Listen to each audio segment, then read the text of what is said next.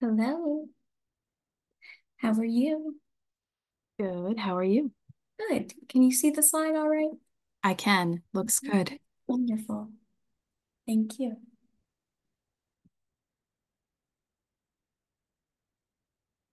Great. Make sure everything is good with the chat. Yep, everybody can send messages. We'll make sure the Q&A is good. Yes, okay.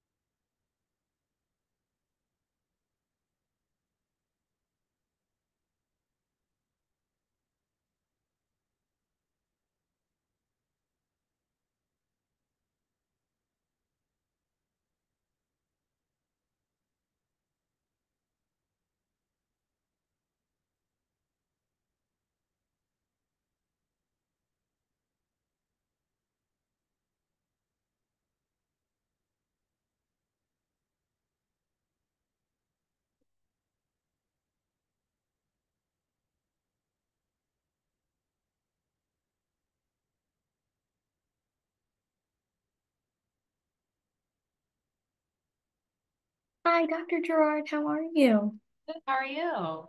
Good, thank you.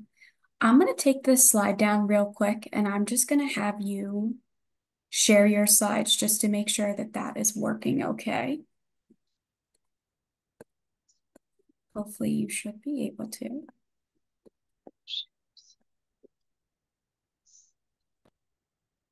Perfect. Okay, great.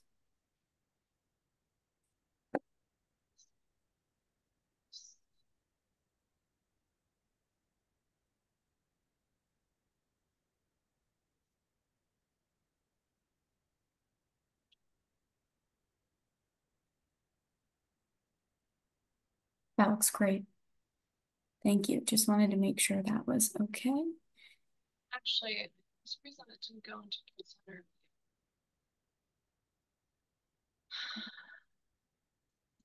Oh. Was it in Teams still? That's why I'm still in Teams. Ay, ay, Teams always gives us some trouble. ay.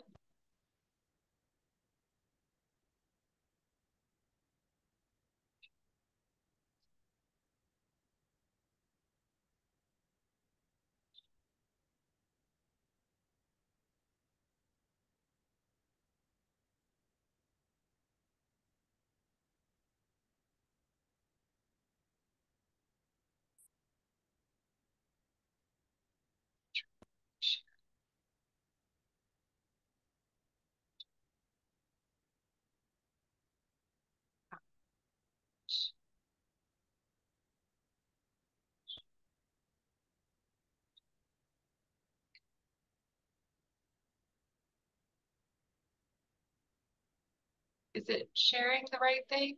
So we can see, it looks like we're still seeing the Teams window and it says all done. You can close this file now.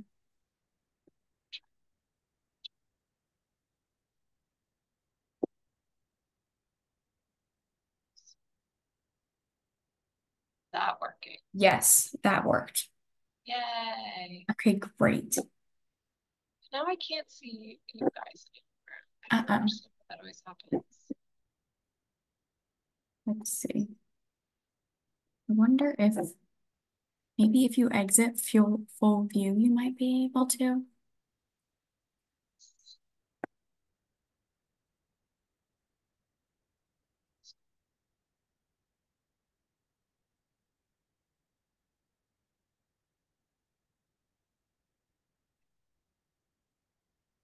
Ah, here. Okay.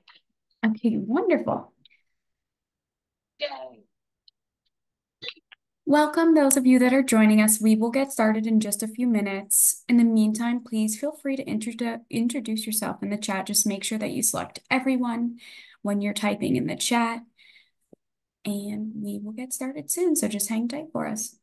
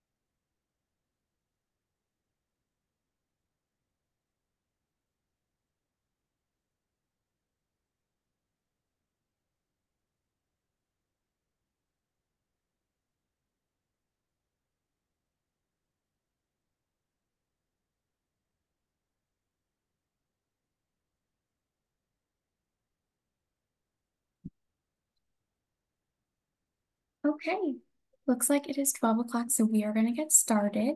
Welcome, everyone, and thank you for joining us today. My name is Lily Stavisky, and I'm the Outreach and Training Coordinator for BHIPP. Just a few things to remember before we get started today. Your cameras and microphones are disabled, so please use the chat function for any questions, comments, or support. You can also use the Q&A function for questions as well. When you're using the chat, just be sure to select everyone from the drop-down, and we will have 10 to 15 minutes at the end for Q&A.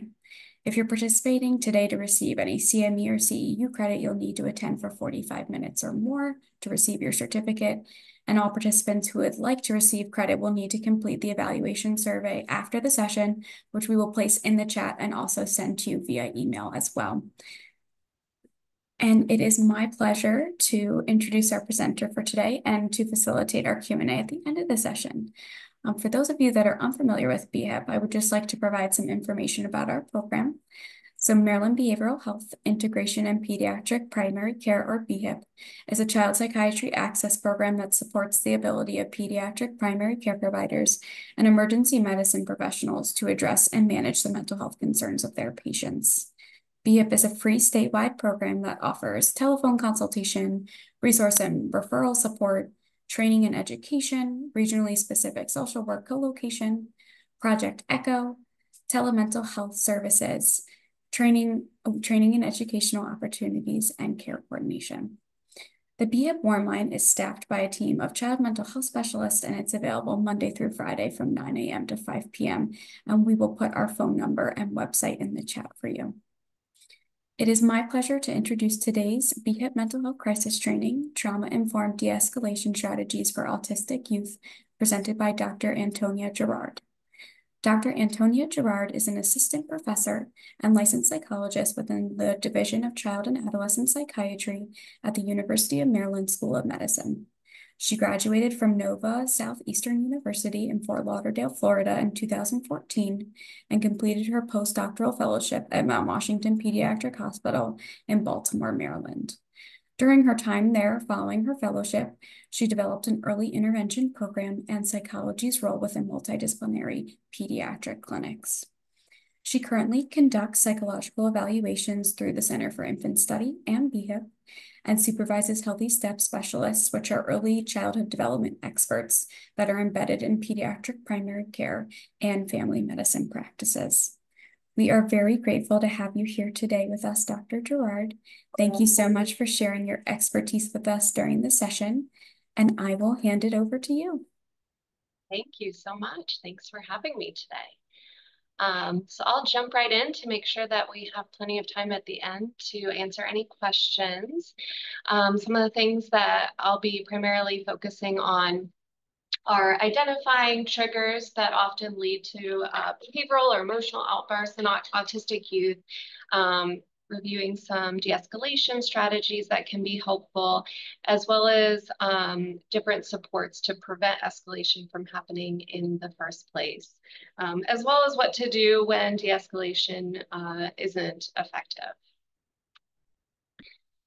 So one thing that I always like to highlight in speaking about autistic youth is that the diagnosis of autism itself is not related to challenging behaviors. It's not part of the diagnostic criteria for autism.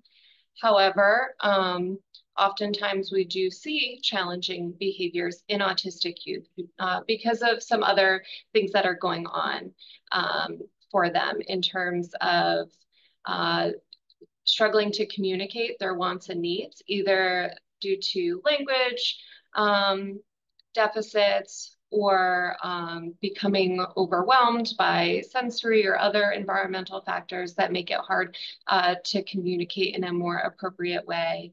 As well as past responses to challenging behaviors. So if behavioral outbursts have led to a child getting their needs met, then they learn that engaging in those behaviors are a way to get their needs met in the future. And so some of these behaviors have been shaped over time and by responses of others around them. Aggression tends to be higher in young autistic children, primarily because of less language development, needing to continue to learn and grow, and being able to learn better strategies for managing behaviors all play a factor into why we tend to see more aggression in younger children, not only with autistic children, but children in general. They may not have the executive functioning skills developed yet to be able to manage their behaviors. Also, children that are more prone to self-injurious behaviors, so harming themselves, are more likely to be aggressive towards others as well, or who engage in ritualistic behaviors, repetitive behaviors. That resistance to change that we often see in autistic youth, the more resistant to change, the more behavioral concerns you may see. And then also when there are more social impairments, not being able to put ourselves in other people's shoes and understand how others may be feeling can certainly impact behavioral challenges when they may not realize how it's affecting others around them.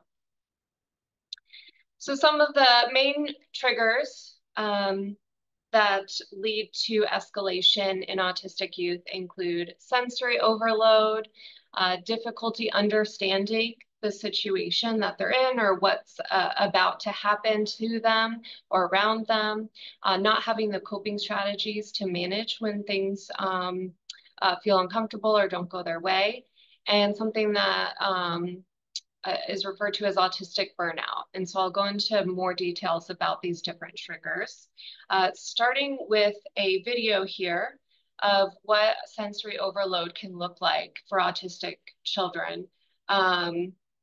Before I start the video, though, I do want to give a bit of a trigger warning. There is a lot of sound and lights and things going on. So if this is bothersome to you, please feel free to turn off your sound, turn off your camera while the video plays. I'm able to get the video to play. Let's see.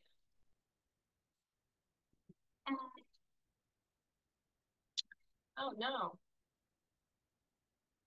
I guess I should have tested it out beforehand. That's okay. We'll move on to the next one. But essentially, what this video shows is a child walking through a mall and focusing on all kinds of sights and sounds. There's a lot of lights coming from different signs for the stores in the mall, people throwing away trash and crumpling the paper. There are people talking all around them. The shuffling of shoes. So getting really overwhelmed by all of the different sounds that, we may not be as attuned to and may be better at tuning out, where autistic youth sometimes feel all of those different sensory components all at once, and that can feel very overwhelming for them.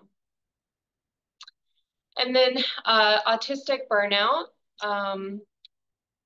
refers to youth having to or feeling like they have to suppress their autistic traits. So, if they're at school or in other environments and they're feeling like they're having to kind of cover up certain aspects or behaviors that they engage in, that can take a lot of energy and then lead to that burnout.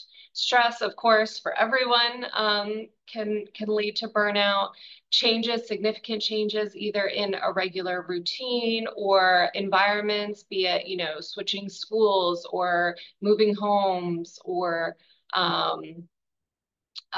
even switching bedrooms. So things that may seem less of a significant change overall, when added up, can certainly cause more burnout for autistic youth. Sleep deprivation, of course, can lead to burnout, and illness. So all of these pieces can lead to more escalation in autistic youth. So before we get into what we can do for de-escalation, there are some things that we as providers should be doing to check in with ourselves. So first of all, it's always important to remember that these individuals are doing the best they can with the skills that they have and their past experiences of what has occurred when they have had behavioral outbursts. So always being mindful that this may be the only strategy that they're aware of that can allow them to get their needs met. And really considering, why is this child behaving in the way that they are? And that can also help us determine how best to engage and interact with the child at that time. And then it's also really important for us to be mindful of our own body language and facial expressions. We don't want to be, putting our hands on our hips, crossing our arms, pointing fingers. We want to make sure to have more neutral facial expressions, so not frowning, clenching jaw, furrowing brows, really being cognizant of how we're presenting ourselves. And then also it may be important to engage in modulation strategies prior to attempting de-escalation. So checking in with yourself and making sure that you're ready to engage in this communication with another individual that's clearly heightened. So that might require taking some deep breaths, doing some muscle relaxation, engaging in some positive self-talk, like, I know I can handle this situation.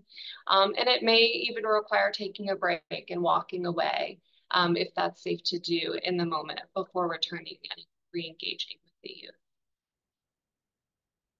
So this depicts what an escalation cycle typically looks like. So when we're talking about de-escalation, we're looking at how a child can go from that peak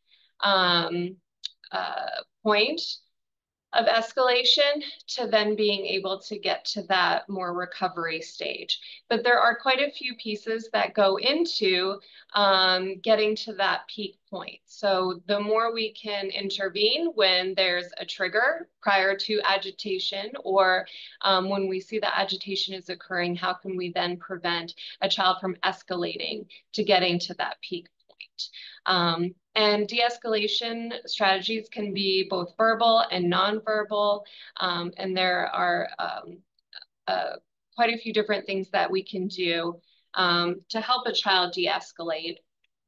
And we'll go into some of those here. So this is a list of the different strategies that I'll give more information about in these upcoming slides.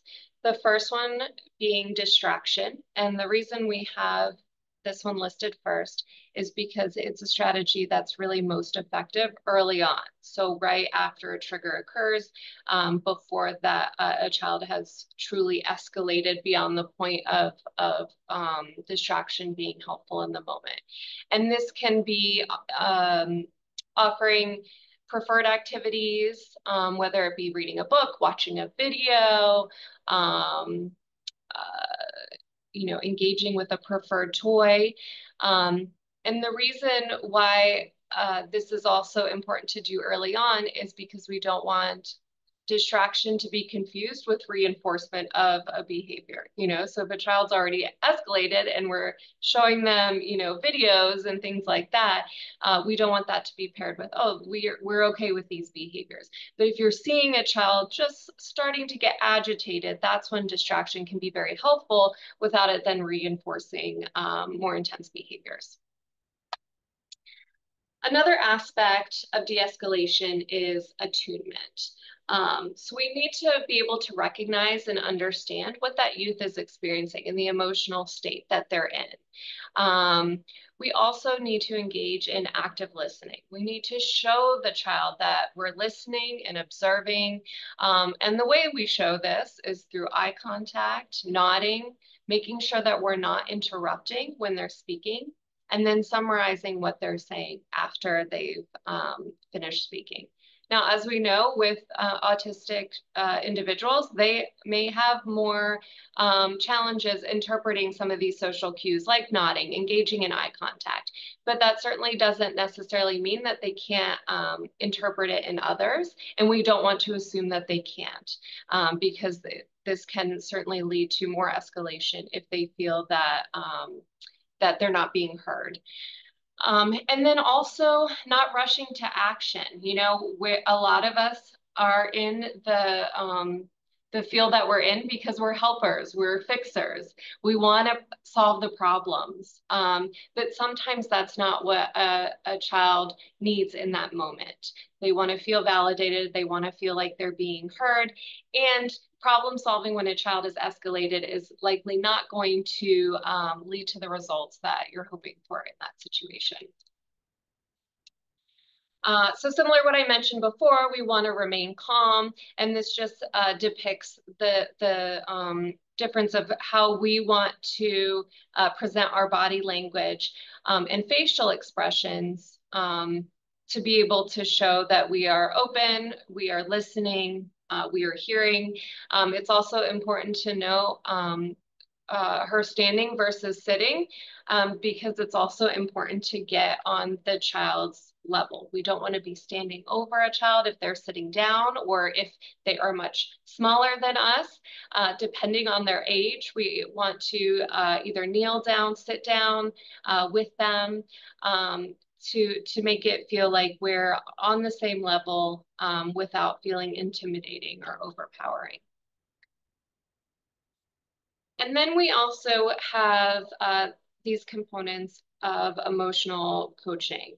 So essentially, when a child is escalated, um, we want to pay attention to that emotion. We want to acknowledge that something is wrong. And so an example here of something that you can say is, I can tell something's going on right now. And then naming the emotion. We want to put the emotions into words because all children, when upset, may have a harder time labeling their emotions, but this can also be particularly challenging for autistic youth. So being able to label the emotions and saying something like, you seem really mad or upset, and making sure though that it's correct. If they're saying, no, I'm not mad, being able to validate and reattune with them. And then validating whatever emotion it is that they're having. The emotion itself is not inappropriate. It makes sense that, you're feeling upset because of whatever's going on. We're not validating the behavior. We're not saying that whatever, aggressive behaviors or self-injurious behaviors are okay, but the feelings that are behind it are okay and valid given whatever it is that's going on in that moment. And then we want to meet the need of the emotion. So helping the child get through the emotion until it passes. So sometimes this can be a need for providing comfort, making sure that the child feels safe, or providing patience and appropriate boundaries if they're angry or aggressive in that moment. So really focusing on validating the child's feeling. Another approach is this sequence of engagement. So there's the 3 Rs, and this was developed by Dr. Bruce Perry, a neuroscientist in the field of trauma. And it's a nice way of breaking down how to get from that peak into that regulated state, if we're thinking about that curve. So first, we must help the child to regulate and calm their response. So they may have a fight response and become aggressive. They may have a flight or freeze response depending on what's going on and what happened. So, if there's that sensory overload, they may freeze and not be able to respond. They may run. So that's when we tend to see elopement. And then again, those aggressive behaviors. And then we must relate and connect with the child. And that's through that attunement, being able to show that we're understanding their feeling, we're validating, we're listening. And then there can be that reasoning point where once a child has de-escalated, has calmed, that's when, conversations can start of, what can we do differently next time? What can we do to problem solve the situation that caused the escalation? Um, and so that's that part where we can really focus on change for future situations and go into that fixer mode. Another strategy is what we call mirror and match. Um, and this, let me see, it may not work for us, so I'll talk there. No, okay. So I'll just talk through what mirror and matching is, and essentially being able to match a child in the state that they're in. So if they're really loud and making themselves really big, you may match them, but in not in a threatening way, but try to meet them where they're at. So it is a little bit different than that other approach of, you know, being very calm, and while you're still on their level, being able to meet them where they're at, and then slowly calming down, making yourself smaller, and being able to have them mirror you. So matching them and then mirroring until you're both in a calm state, maybe sitting down. And so that can also be very validating for a child to feel like you're attuned to them and their emotions by physically showing that. Another strategy that can be very helpful is giving space. Um, a lot of autistic youth don't like to be touched. That can make them very uncomfortable, or they may be more comfortable if they're in control or initiating touch versus if others are to come up and touch them, even if it's in a comforting role in terms of like trying to give a pat on the back or a hug. And wanting to provide at least 3 feet of space. This isn't necessarily like a hard and fast rule, but just enough space for them to feel that they aren't trapped or closed in, because that can lead to further escalation if a child is feeling like there's someone standing too close to them, or too many people standing too close to them. So space can be really important. Also, decreasing stimulation is another de-escalation strategy. So if there's the television on, turning that off, dimming lights, limiting the number of people present.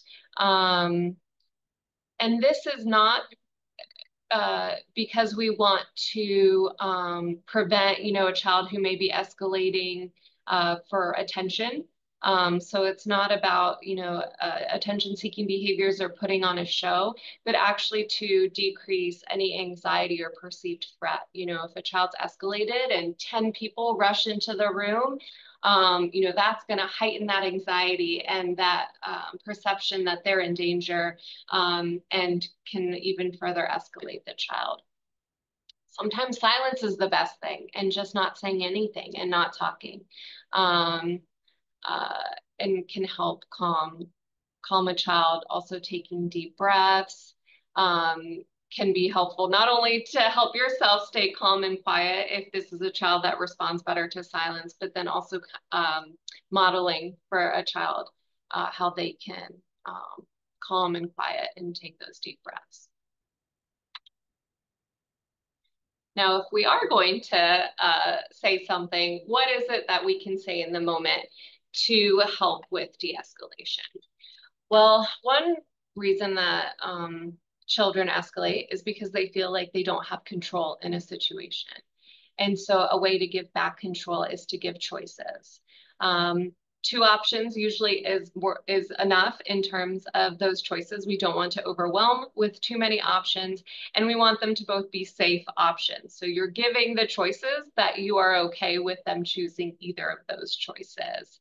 And this can help give them control, but in a safe way. Also, if you're going to provide instructions, making sure that whatever instructions they are, whatever the expectations are, that they're clear. So instead of saying, don't do that, say something like, please sit down, we can take a short break, then finish the activity. So being very clear of what behavior we're wanting to see versus what we don't want to see and labeling those behaviors. And also avoiding repeating those instructions. If the child is so de-escalated that they are not responding to the instructions, repeating the instructions will likely not improve the outcome. And so that's a sign that they have de-escalated beyond the point where providing those instructions are going to be helpful. And then if you're seeing that they are making any attempts to self-regulate, praising it, labeling that praise, I see that you're walking away from the situation, or noticing that they're taking deep breaths or whatever it may be, voicing what they need. I need a break, or um, it's too loud, advocating for their own needs, praising those attempts, just in a calm, matter-of-fact way, to be able to let them know what we would want to see more of in the future. Now, of course, there are those times when all of the de-escalation strategies have been attempted, that we've already discussed, and it can feel like a child is not responding to any of these, and there's more of a safety concern. And that is when there are these interventions of last resort. This includes restraints and seclusion. So restraints are physical force to reduce mobility or immobilize an individual. And then seclusion is involuntary confinement to an area by themselves that they are physically prevented from leaving. And so these strategies should only be used when all less restrictive and alternative interventions are not safe or effective or feasible, and also should only be conducted by those that are trained in these positive behavior interventions, crisis prevention. This is more something that would be used perhaps like in an inpatient environment where staff are trained to know when and how to provide these interventions. And I know schools have different policies related to this as well. And then after a child is able to de-escalate, debriefing is very important. I would say it's as important as de-escalating in the first place. So discussing the situation once everyone is calm. And as I mentioned before, the reason for this is it can help a child determine what their triggers are to be able to help self-regulate down the road, but also for those around them to determine triggers and know what could be changed in the environment, or how to address sooner. And then also discussing self-regulation strategies. Did they try anything in the moment? Did it work? Did it not work? If not, why? Should there be other calming strategies that they could try the next time they become dysregulated? So just talking through what went well and what did not go well, and how to improve that down the road. Some of the common reasons for increased escalation. So once a child is already escalated, these are some things that can make it worse, essentially. So one thing that can cause a child to escalate even more is trying to reason with them. So during a meltdown, or when a child's really upset, the logical part of their brain isn't working. Because at that moment, their brain is in survival mode. So it's flooded with adrenaline and cortisol, and that prefrontal cortex just isn't functioning the way it would typically when they are able to use logic and reason. Another thing is making demands. So if a child's already upset, they'll oftentimes become more upset if demands are placed on them. And so that's something that we really want to limit, unless we're saying something to make sure that they are being safe. We also don't want to yell over them. Just because they're yelling, we do not want to match. the yelling. Even if we're doing the mirror and matching, we're still being mindful of how we're presenting ourselves. And we definitely don't want to be yelling over to be heard. This can make us appear more threatening to the child when a child's already in this fight or flight mode. We also don't want to talk about the child in front of them. You know, regardless of what level of autism the child may have, and we always want to assume that they are understanding everything that we are saying. And we should never, of course, be talking about individuals in front of them, but always assuming that they are able to understand, even in this heightened state. That doesn't mean that their hearing turns off. And so we want to be very mindful to not talk negatively about them in front of them, because that can certainly escalate them further. And similarly, we never want to assume that they don't understand. We want to speak in clear, concise terms, but also never saying things assuming that they're too young to understand us, or have receptive language deficits that don't allow for them to understand. We always want to assume that they do. And now I'll go over some preventative measures that can be put into place that are often helpful for autistic youth and making them feel more comfortable and in control in various different situations that can hopefully prevent escalation from occurring in the first place. So first, we want to provide structure, having clear and consistent schedules, calendars, routines, so that they know what's coming next. They know what to expect and they can prepare for that. We also then want to prepare for any changes or transitions that are going to occur. Change can be very unsettling, especially when they're unexpected. So if we have a schedule that can show when something new is going to be happening, countdowns and timers can be very helpful with transitions, any kind of warning. Now, obviously, we can't always predict when something unexpected happens. It's the nature of it being unexpected. But as much warning as we can provide, the better. And then visual supports can also be really helpful. That can be pictures, text, video modeling, or other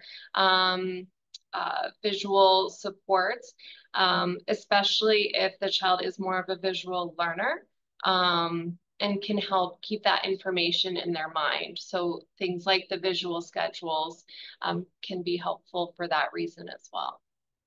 Sensory diet can also be helpful. So providing a safe place that either is like a calming corner, or have objects that or activities that help calm. So depending on the child and what works for them. So this can be like those like calm down bottles where they have like glitter and different things and you can turn them upside down, or like a lava lamp sort of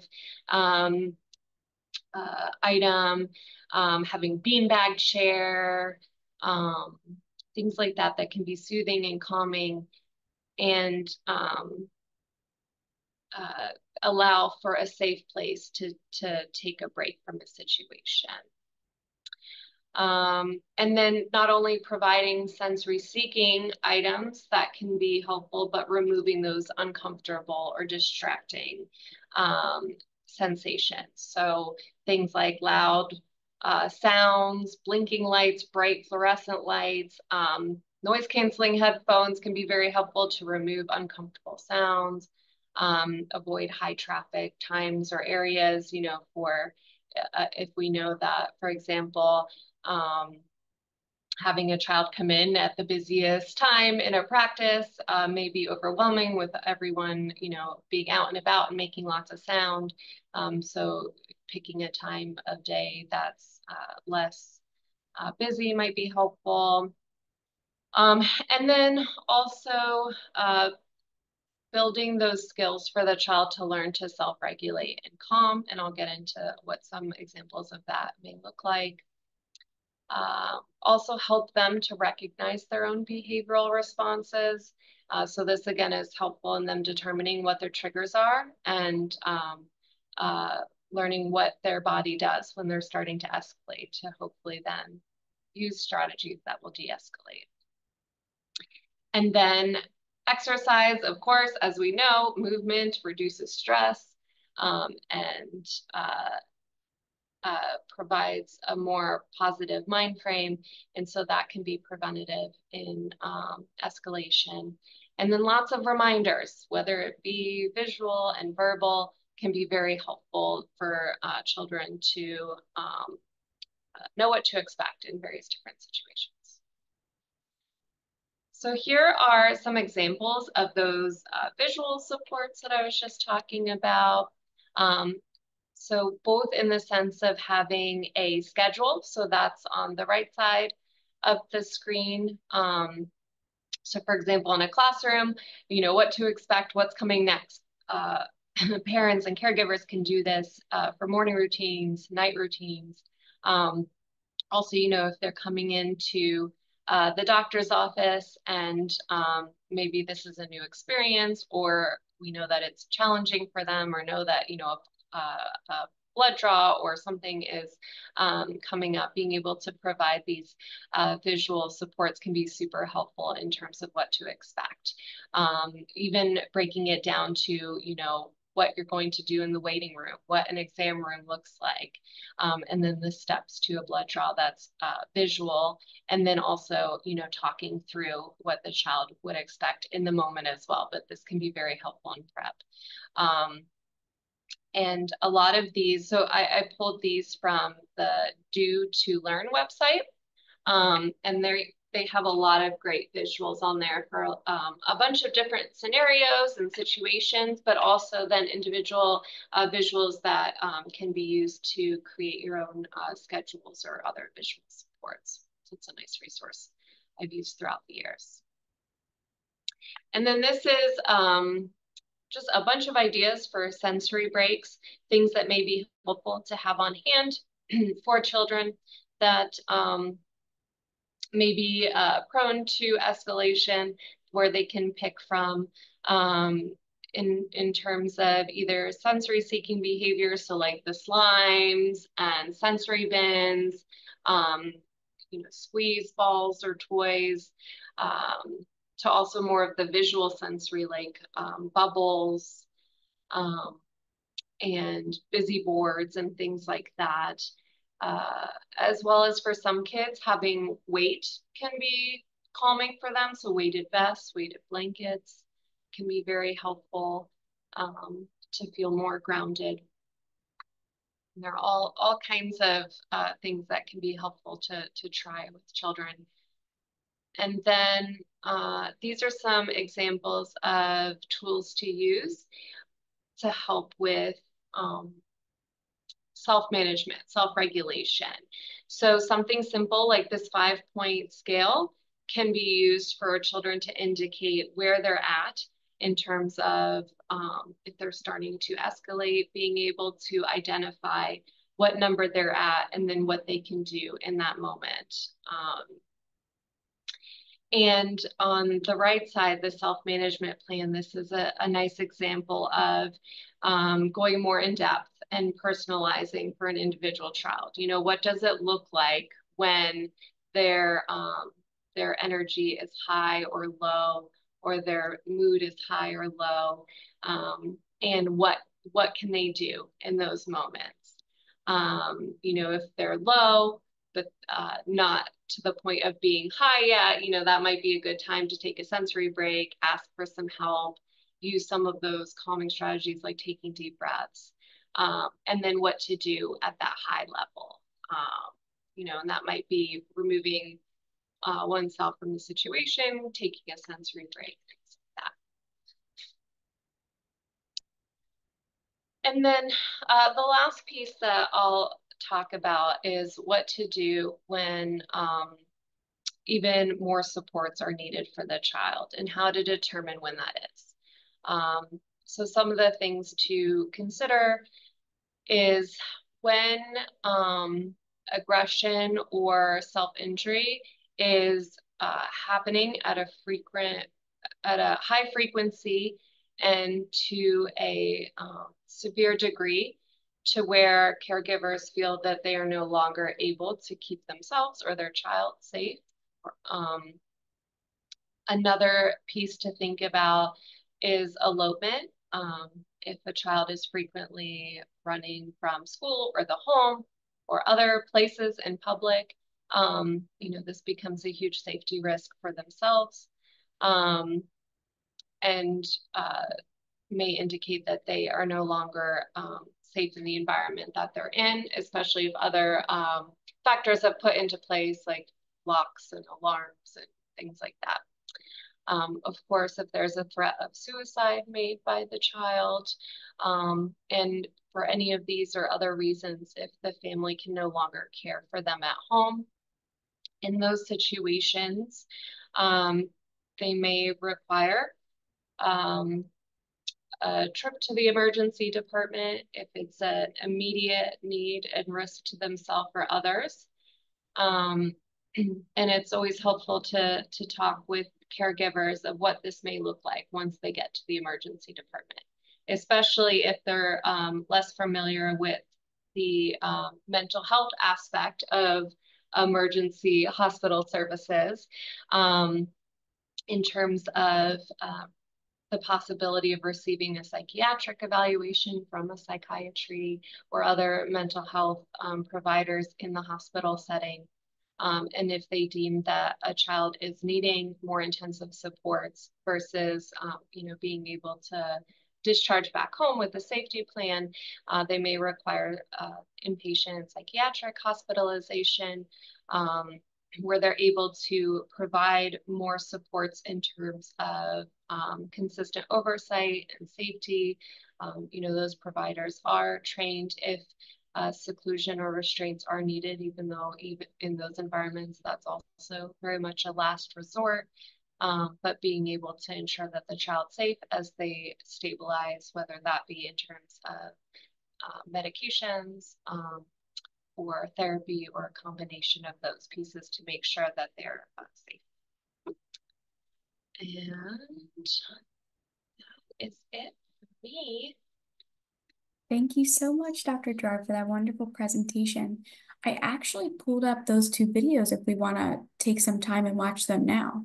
That would be amazing. I'll stop sharing Okay. my screen here then. Thank you for doing that. Yeah, absolutely.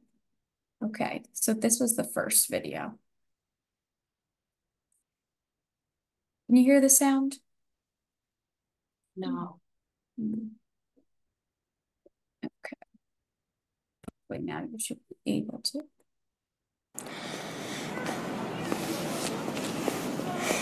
And just a reminder, this may be overstimulating for some, so feel free not to watch the video if you get further.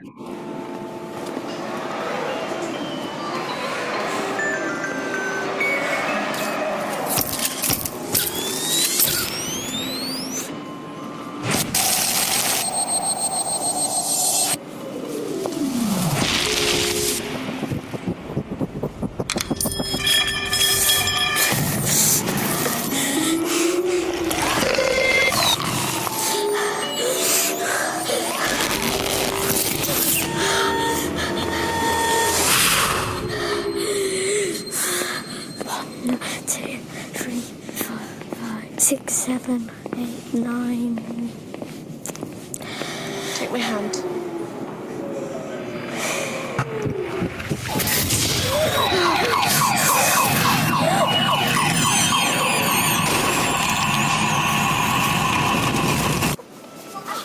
No, Alex. No, it's fine, isn't it? It's fine. I'm not naughty. I'm autistic. And I just get too much information. And so that really just highlights all of those sensory pieces that if we don't have those same sensory sensitivities, that outburst at the end of the video can seem very out of the blue. and be confusing for those around him of what happened. We're just walking through a mall. No one touched you. No one talked to you. And now there's this big meltdown, and really understanding the context of what this child may be experiencing can really put it into perspective. Thank you for playing. Yeah, and then I can pull up the mirror to match video as well. Thank you. Let's see this one.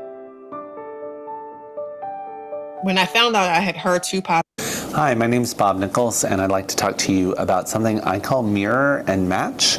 It's a way of using your body to show validation for someone else, to show that you're taking them seriously, and also use something called mirror neurons, which is how our nervous system starts to echo the nervous system of other humans around us, to help both of you feel calmer. So when someone's upset, they may be upset at like a 9 or 10 out of 10, and they may be making choices that make themselves and other people unsafe. If this is happening, you may need to get big in your body to match them, or even in your volume to match them, so that you have a big posture, open hands, so if you need to block something you can, but also so that they know that you're taking them seriously. Someone is getting really big with you, you don't want to say, it's important for us to stay calm, because they will feel invalidated by that. I'm having a big feeling and you're telling me to stay calm. That makes me more upset. I was at a 9 and now I'm at a 10. By getting big, we're showing them it's really important to us, but when we get big with them so that we're kind of mirroring what they're doing, we're saying something that's very validating, or that just telling them something that's very soothing, something along the lines of like, I'm getting big in my body, I'm saying like, I can tell you're really upset. I really want to understand that. So my words are actually very connecty, but my body is big so that they know, and then I'm just going to make my body a little bit smaller or softer. I might turn my volume down a little bit. If I can get them to engage with me at a big level, we might connect at a little bit smaller level. I might start to relax my body intentionally to see if their mirror neurons will catch it, and if they'll do the same thing. So I can get them to relax a tiny bit. I'm going to keep saying things like, I can tell you're really upset. I really want to understand. I might start saying back things that they're saying to me. And if they can match me, if my posture softens and their posture softens, then I might make my posture even a little bit smaller to see if they'll get smaller. I might even invite them to sit down and sit down myself. And if they do sit down, then I can continue to get smaller until suddenly we're two people who are very upset about something and talking about it together. Sometimes we might alternate with some close-ended questions in there. They're just yes or no, nothing really thinking about. But then I may throw an open question just to see, like, can you answer this question that's a little bit self-directed? If they can, that means they're in the front of their brain, they're starting to be calm, and we're a step closer to solving the problem that got them upset in the first place.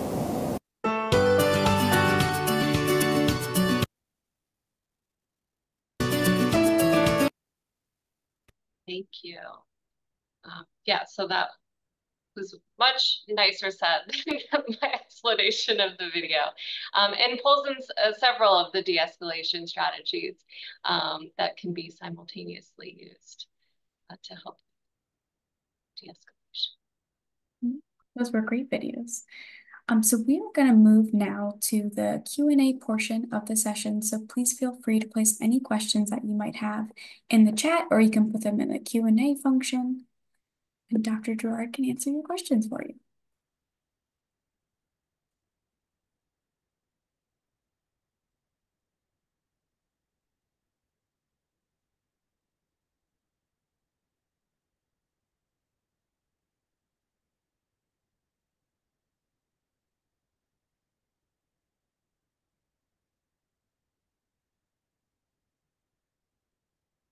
We have a question that popped in the chat saying, what about if it's in a telehealth setting?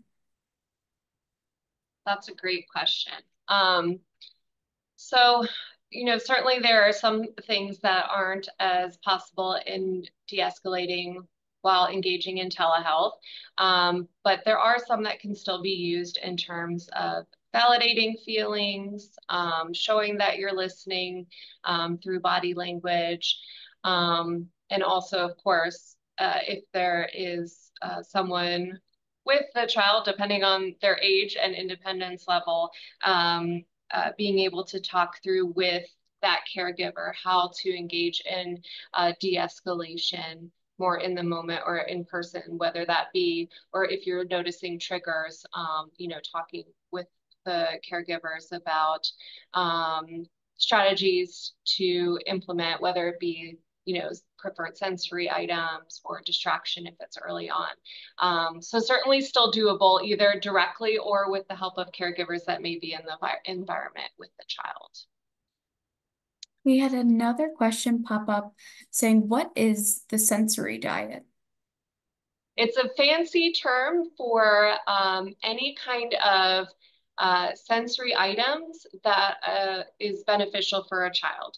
So this can be both to address sensory sensitivities or sensory seeking behaviors. So if like certain textures are preferred and comfortable, that can be part of the sensory diet, or even to avoid like wearing headphones.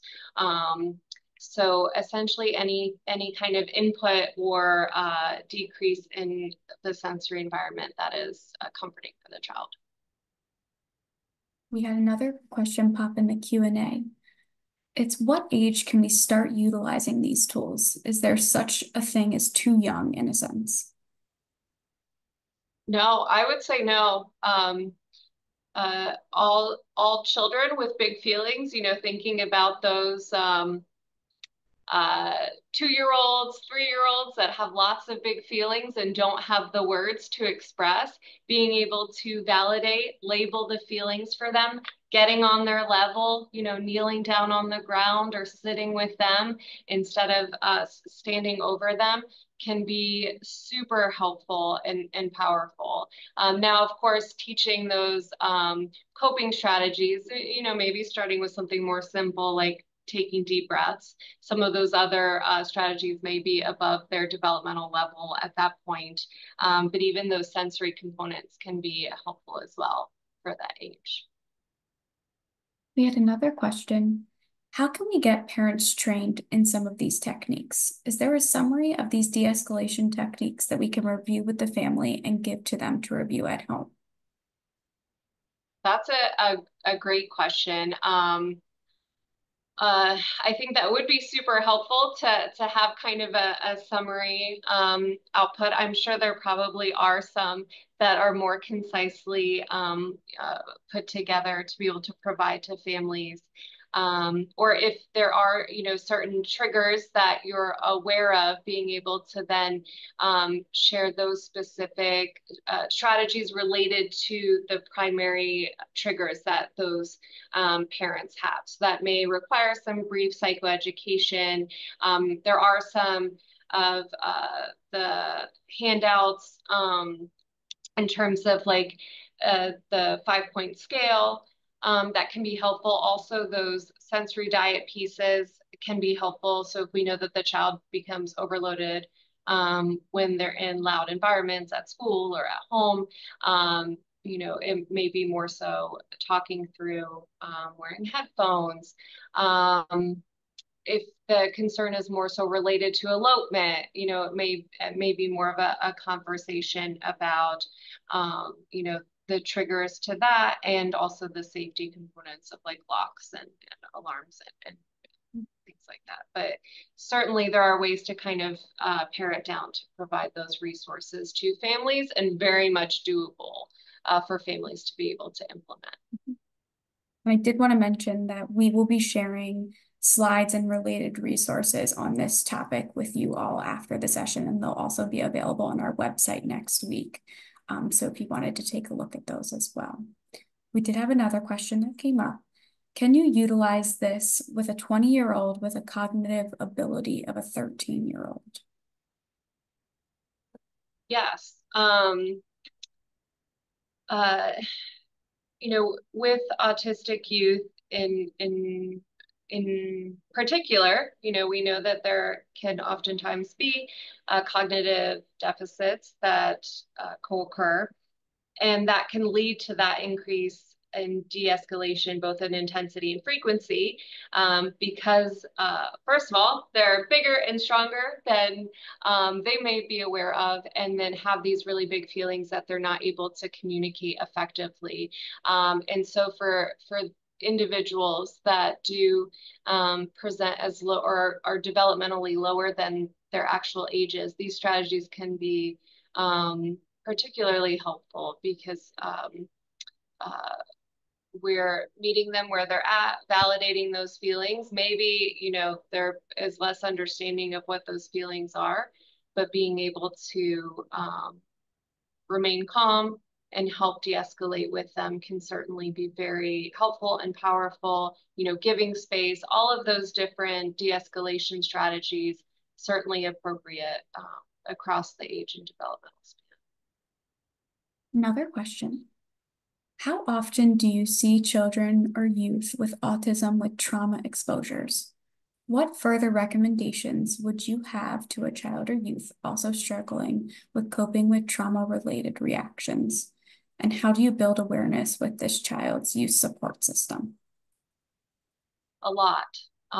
We have a lot of autistic youth that have trauma exposures, either events that are more traumatizing because of autism, like those really overwhelming sensory environments or unexpected changes, or just based on, you know, the community that they live in, if there's more, you know, community violence, or maybe they've been through the foster care system and have been exposed to traumatic events. They're certainly here at the University of Maryland, when we see some of our autistic youth come in either for outpatient or inpatient services, there's often a lot of trauma co-occurring there. In that sense, coping with the trauma-related reactions will look very, very similar to, you know, all of these de-escalation strategies are coming from a trauma-informed approach. So being mindful that triggers may be related to their autism diagnosis and may be related to, you know, if there's a smell or a sound or a person that reminds them of a traumatic event, validating those feelings, understanding that they are coping with the situation to the best of their ability based on their experiences. That third part of the question, how do you build awareness with this child or youth support system? Having these conversations with caregivers of why behaviors, you know, may not make sense in the moment or may not have a clear trigger, and it's either because they're not able to verbalize because, you know, autistic individuals do have their brains are wired differently than ours, or also because they have they're having a trauma response that we may not be that they might not even be aware what is a trigger for them. More questions for you. More questions for you. What strategies or techniques do you suggest when a patient is awaiting psych placement in the emergency department? This comes far too often with a long wait and very limited resources, ability for routine or schedule. Absolutely. We definitely see this in our ED as well, when there are escalations. You know, of course, we can't control those environments, but some things that can be helpful to be mindful of is not having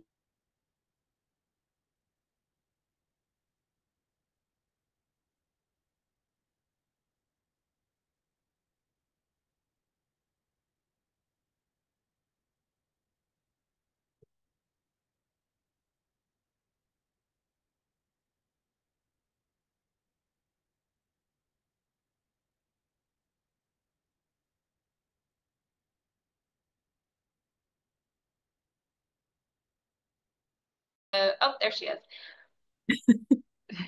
Oh my, I don't know what happened there. I'm so sorry about that. No worries. It froze. Both of y'all froze and then popped in and out. But so essentially consistency, I know, you know, staff changes. You can't always have, the same nurses on every day, but as much consistency as is possible, not overwhelming with too many people. And even if you can schedule out some of the different activities in the day to show them on a visual schedule what to expect, or, child life's going to come in at this time, OT is going to come in at this time. The more you can prepare for what to come next will be helpful in the ED. One last question, and then we will wrap up. What are the ways we can adjust our approach when a patient is nonverbal? Thinking specifically of validation when a patient isn't able to communicate the emotions they're feeling, and we're faced with making assumptions based on behavior. Yeah, so that's when some of the mirroring and matching can be validating because they're seeing. So even though we can't say that we're trying to validate and empathize with them, we're showing with our body language that getting on their level, remaining calm, not getting too close, not trying to touch, all of really our body language and how we're responding to them is going to be really important. Those visual pieces are going to be really important there. Great. Thank you so much, everyone, for attending today, and thank you again for this wonderful presentation, Dr. Gerard. As I mentioned, the recording for today's session, the slides, and a list of related resources will be available on our website next week. We will send CME and CEU certificates to participants by May 29th. Just please remember to take the survey as you exit, as this is required if you'd like to receive a CME or CEU certificate. We will also send the survey out via email as well. And stay tuned for future BHIPP trainings by following us on LinkedIn, Facebook, or Twitter.